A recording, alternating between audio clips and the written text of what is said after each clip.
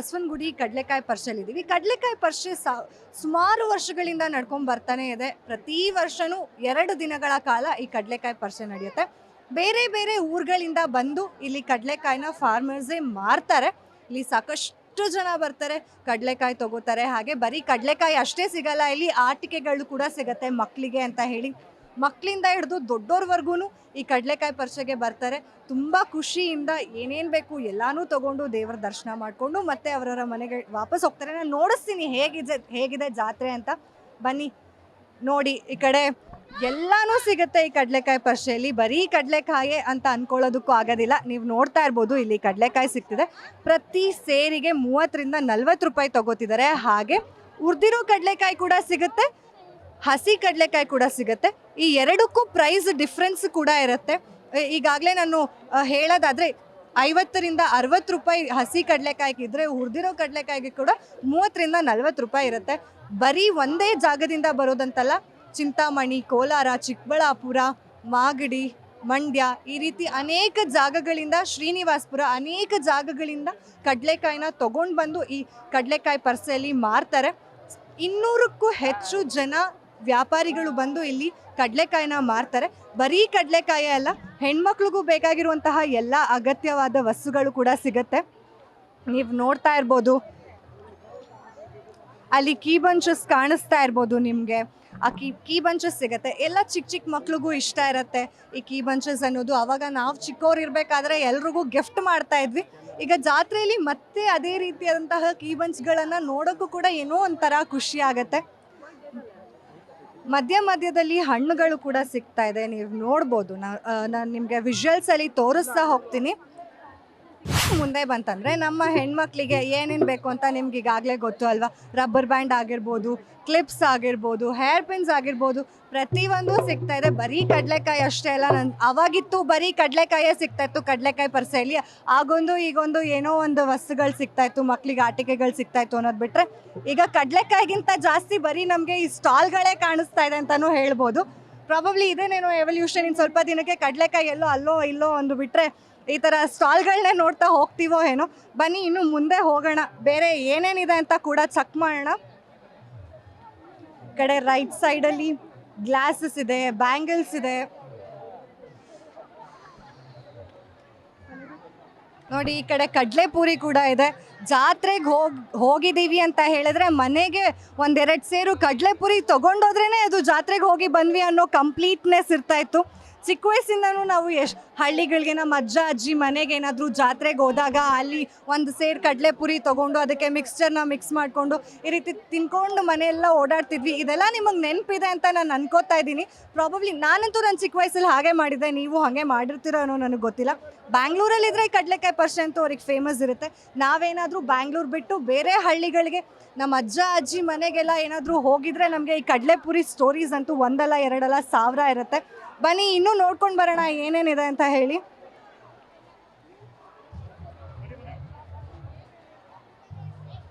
ಈ ಕಡೆ ಇಲ್ಲಿ ನೋಡ್ಬೋದು ನೀವು, ಹೆಣ್ಮಕ್ಳಿಗೆ ಒಳ್ಳೊಳ್ಳೆ ಡಿಸೈನ್ ಬ್ಯಾಂಗಲ್ಸ್ ಎಲ್ಲ ಸಿಗ್ತಾ ಇದೆ. ಹೆಣ್ಮಕ್ಳಿಗೆ ಈ ಬ್ಯಾಂಗಲ್ಸ್ ಅಂದರೆ, ಸರ ಅಂದರೆ ಏನೋ ಒಂಥರ ಖುಷಿ. ಅದರಲ್ಲೂ ಜಾತ್ರೆಗೆ ಬಂದಾಗ ಗಂಡನಿಗೋ ಅಪ್ಪ ಅಮ್ಮಂಗೋ ಕಾಡಿಸಿ ಬೇಡಿಸಿ ಆದರೂ ಬಳೆಗಳನ್ನ ಕೊಡಿಸ್ಕೋಬೇಕು. ಇಲ್ಲ ಅಂತಂದರೆ ನಾವು ಜಾತ್ರೆಗೆ ಬಂದಿದ್ದೀವಿ ಅನ್ನೋ ಒಂದು ಸ್ಯಾಟಿಸ್ಫ್ಯಾಕ್ಷನ್ ಕೂಡ ಇರೋದಿಲ್ಲ ಅಂತಲೇ ಹೇಳ್ಬೋದು. ಹಾಗೆ ಇಲ್ಲಿ ನೋಡ್ಬೋದು, ನಿಮಗೆ ಬೇಕಾಗಿರುವಂತಹ ಜ್ಯುವೆಲರಿ ಕೂಡ ಈ ಕಡಲೆಕಾಯಿ ಪರಿಷೆಯಲ್ಲಿ ಸಿಗ್ತಾ ಇದೆ.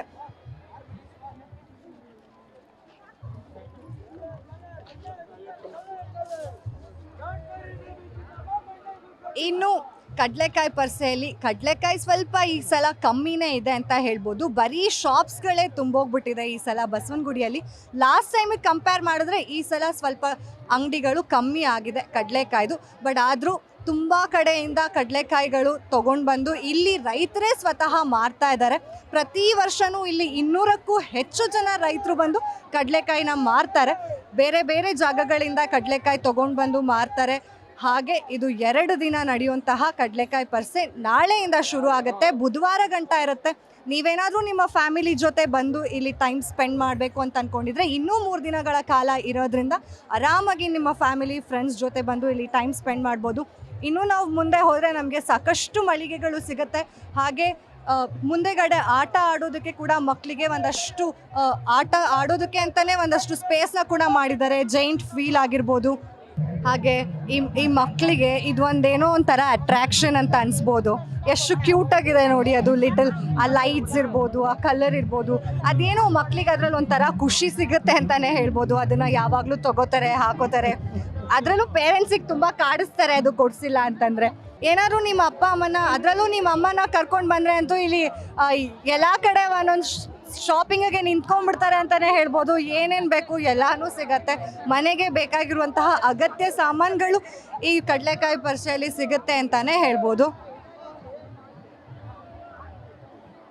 ಬಸವನಗುಡಿ ಜಾತ್ರೆಯಲ್ಲಿ ಇಷ್ಟೊತ್ತು ನಾವು ಕಡಲೆಕಾಯಿ ನೋಡಿದ್ವಿ. ಹಾಗೆ ಒಂದಷ್ಟು ಸ್ಟೋರ್ಗಳನ್ನ ನೋಡಿದ್ವಿ, ಎಲ್ಲಿ ಜ್ಯುವೆಲರಿ ಸಿಗುತ್ತೆ, ಹಾಗೆ ರಿಬ್ಬನ್ಸ್, ಕ್ಲಿಪ್ಸ್, ಹಾಗೆ ಹೆಣ್ಮಕ್ಳಿಗೆ ಬೇಕಾದಂತಹ ಎಲ್ಲನೂ ನೋಡ್ತಾ ಇದ್ವಿ. ಗಂಡು ಮಕ್ಳಿಗೂ ಏನೋ ಒಂದಷ್ಟು ಗಾಗಲ್ಸು, ಬೆಲ್ಟ್ಸು ಆ ರೀತಿಯಲ್ಲಿತ್ತು. ಆದರೆ ಬಸವನಗುಡಿಯಲ್ಲಿರುವಂತಹ ಕಡಲೆಕಾಯಿ ಪರಿಷೆಯಲ್ಲಿ ನೀವು ನಾನು ರೈಟ್ ಸೈಡ್ ನೋಡ್ಬೋದು, ಇಲ್ಲಿ ಸಮೋಸ ಸಿಗ್ತಾ ಇದೆ, ರೋಲ್ಸ್ ಸಿಗ್ತಾ ಇದೆ. ಇನ್ನೂ ಮುಂದೆ ಹೋದರೆ ಇಲ್ಲಿ ಫುಡ್ ಸ್ಟ್ರೀಟ್ ಥರನೇ ಆಗಿಬಿಟ್ಟಿದೆ. ನಿಮ್ಗೆ ಏನೇನು ಬೇಕು ಎಲ್ಲ ಸಿಗುತ್ತೆ. ಪೊಟ್ಯಾಟೊ ಟ್ವಿಸ್ಟರ್ ಆಗಿರ್ಬೋದು, ಶುಗರ್ ಕೇನ್ ಜ್ಯೂಸ್ ಆಗಿರ್ಬೋದು, ಬಜ್ಜಿ, ಬೋಂಡಾ, ಪ್ರತಿಯೊಂದು ನಮಗೆ ಕಡಲೆಕಾಯಿ ಪರಿಷೆಯಲ್ಲಿ ಸಿಗುತ್ತೆ. ಇದು ಒಂಥರ ಕಂಪ್ಲೀಟ್ ಜಾತ್ರೆ. ನೀವು ಹಳ್ಳಿಗಳಲ್ಲಿ ಅಷ್ಟೇ ಅಲ್ಲ, ನಮ್ಮ ಬೆಂಗಳೂರಿನಂತಹ ಸಿಟಿಯಲ್ಲೂ ಕೂಡ ಇಂತಹ ಜಾತ್ರೆನ ಎಕ್ಸ್ಪೀರಿಯನ್ಸ್ ಮಾಡ್ಬೋದು. ಪ್ರತಿ ವರ್ಷಕ್ಕೆ 2 ದಿನ ನಡೆಯುವಂತಹ ಈ ಕಡಲೆಕಾಯಿ ಪರಿಷೆಯಲ್ಲಿ